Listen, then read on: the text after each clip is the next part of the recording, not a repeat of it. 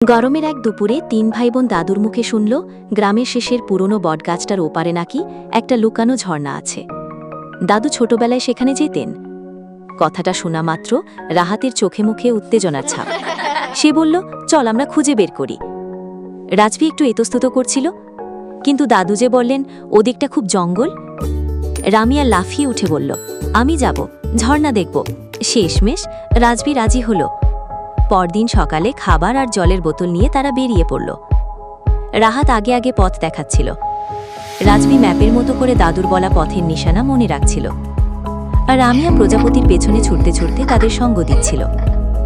অনেকটা হাঁটার পর ঘন জঙ্গলের ভেতরে তারা সত্যিই একটা মিষ্টি জলের আওয়াজ শুনতে পেল। আরও একটু এগোতেই সবুজ গাছপালায় ঘেরা একটা ছোট কিন্তু খুব সুন্দর ঝর্ণা তাদের সামনে দেখা হলো। সূর্যের আলো জল রূপোর মতো চিকচিক করছিল। তিনজনে আনন্দে চিৎকার করে উঠল। সেই লুকানো ঝর্ণাটা হয়ে গেল তাদের নতুন প্রিয় জায়গা।